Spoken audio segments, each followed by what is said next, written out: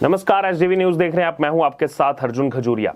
इस समय की बड़ी खबर आपको बता दें, दिल्ली अध्यादेश से जुड़ी हुई दिल्ली अध्यादेश को कैबिनेट से मंजूरी मिल चुकी है। जी हां, इस वक्त की बड़ी ब्रेकिंग जिसका बेसब्री से इंतजार था और इस बार सबसे ज्यादा चर्चा भी इसी दिल्ली अध्यादेश के बिल को लेकर हो रही थी।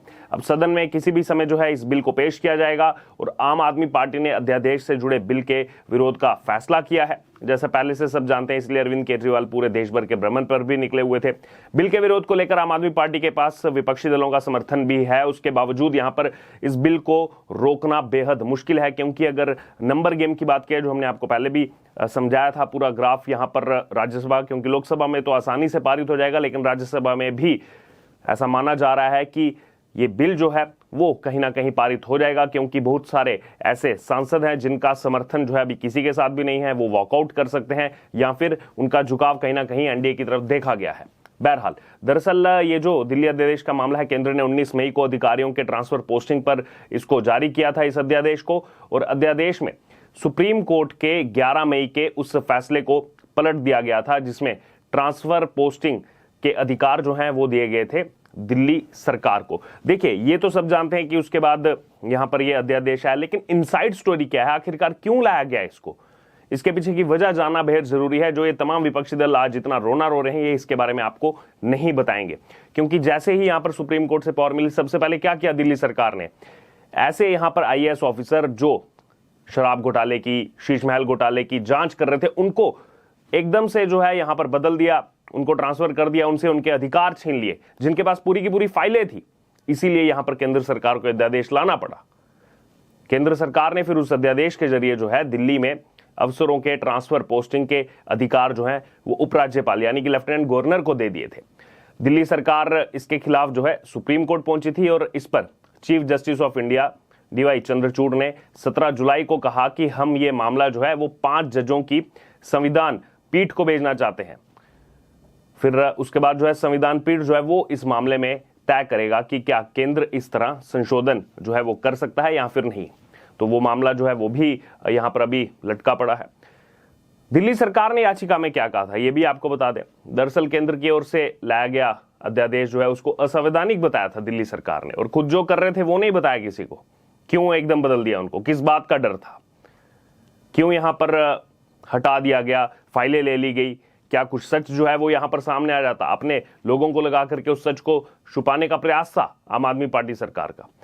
दिल्ली सरकार ने जो याचिका दी उसके मुताबिक अगर देखा जाए, केंद्र सरकार ने उसके बाद जो रिप्लाई दिया, हलफनामा दिया, उसमें केंद्र सरकार ने सुप्रीम कोर्ट में हलफनामा दायर करते हुए कहा था कि संविधान का आर्टिकल 246(4) संसद को भारत के किसी भी हिस्से के लिए और किसी भी मामले के संबंध में कानून बनाने का अधिकार देता है जो किसी राज्य में शामिल नहीं है।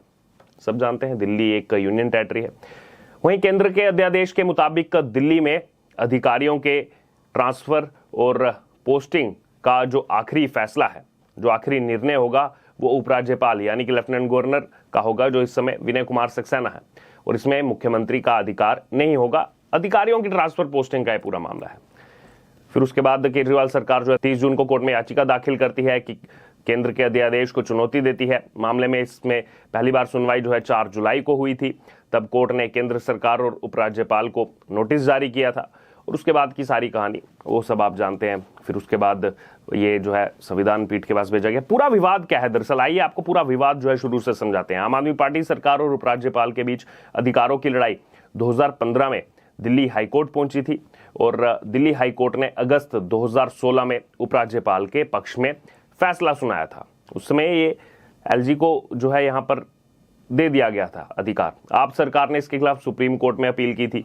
5 मेंबर वाली संविधान बेंच जो है वो आप सरकार के पक्ष में जो है उसने फैसला सुनाया। कोर्ट ने कहा कि सीएम ही दिल्ली के एग्जीक्यूटिव हेड हैं और उपराज्यपाल मंत्री परिषद की सलाह और सहायता के बिना स्वतंत्र रूप से काम नहीं कर सकते हैं।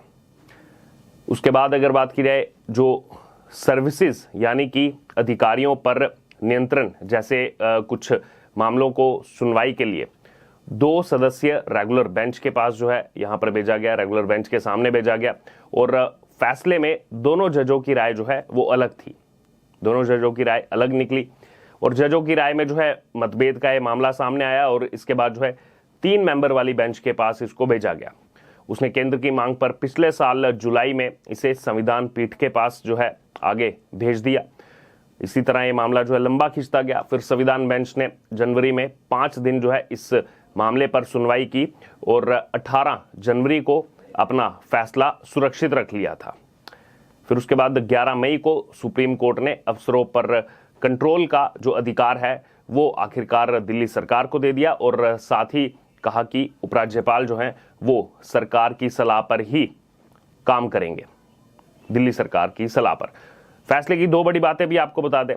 इसमें पहली बात यह है कि केंद्र और राज्य दोनों के पास कानून बनाने का अधिकार है, लेकिन इस बात का ध्यान रखा जाए कि केंद्र का इतना ज्यादा दखल ना हो कि वह राज्य सरकार का काम जो है वो अपने हाथ में ले ले। इससे संघीय ढांचा प्रभावित होगा। इसके बारे में मैं आपको भी विस्तार पूर्वक बताऊंगा। दूसरा उसमें यह था कि अगर किसी अफसर को ऐसा लगता है कि उस पर सरकार जो है नियंत्रण नहीं कर सकती है तो उनकी जिम्मेदारी घटेगी, कम होगी और कामकाज पर इसका सीधे तौर पर असर पड़ेगा।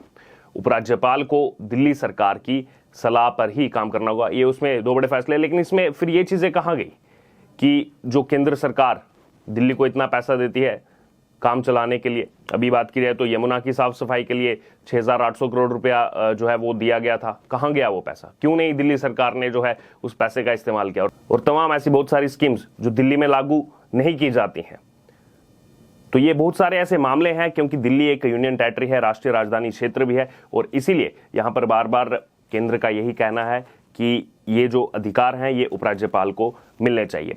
बहरहाल अब अगर यहां पर बात की जाए, ये अध्यादेश लाया गया, अब उसके बाद जो है उसको 6 महीने के अंदर सदन से पारित कराना पड़ता है, उसके बाद ही जो है वो कानून बनता है। और 19 मई को क्योंकि ये लाया गया था और उसके बाद अभी केवल और केवल मानसून सत्र में ही यहाँ पर इसको कानून बनाया जा सकता है, विधेयक लाकर जो है इसको सदन में पास करवा करके। और क्योंकि अब कैबिनेट की मंजूरी मिल चुकी है और जो कुल 31 बिल इस बार इस मानसून सत्र में चर्चा के लिए लाए जाएंगे, जिसमें 21 नए बिल होंगे, 10 पुराने बिलों पर चर्चा होगी, उसमें सबसे महत्वपूर्ण और सबसे ज्यादा अगर चर्चा किसी बिल पर हो रही है वो इसी दिल्ली अध्यादेश के बिल को लेकर के हो रही है। और अब ऐसा माना भी जा रहा है, एक तरफ लोकसभा से जो है सीधे तौर पर ये बिल जो है वो पारित हो जाएगा, दूसरी तरफ राज्यसभा में भी जो नंबर गेम इस समय फंसा हुआ है और साथ ही साथ अभी जो बीजेपी का भी एक सदस्य बढ़ा है राज्यसभा में और कांग्रेस का एक सदस्य कम हुआ है। दूसरी तरफ देखें तो संजय सिंह का निलंबन भी हुआ है पूरे मानसून सत्र से, वो भी एक वोट जो है यहाँ पर कम होगा। आम आदमी पार्टी जो प्रयास कर रही है सबको एक एक वोट को साथ में लाने का प्रयास कर रही है, लेकिन इसी बीच अपने ही यहाँ पर राज्यसभा सांसद संजय सिंह ने जो किया, वेल में बार बार गए, इशारा किया राज्यसभा सभापति की तरफ, उससे कहीं ना कहीं नुकसान हुआ और एक महत्वपूर्ण वोट जो है यहाँ पर आम आदमी पार्टी अपना गवा चुकी है। बहरहाल अब यहाँ पर कैबिनेट की मंजूरी मिलना, उसके बाद अब सदन में इसको लाया जाएगा और देखना होगा कि आखिरकार कितने वोट जो हैं वो यस में, कितने वोट जो है नोज में इसमें जाते हैं। लोकसभा से सीधे तौर पर पारित होगा, राज्यसभा में जो आंकड़ा फंसा हुआ है इसमें भी सीधे तौर पर माना जा रहा है कि ये बिल जो है वो पास हो सकता है। बहरहाल अब इस पूरे मुद्दे पर आपकी जो भी राय हो आप जरूर हमारे कमेंट बॉक्स में शेयर करो। इससे जुड़े तमाम अपडेट के लिए बने रहे जीवी न्यूज के साथ। धन्यवाद।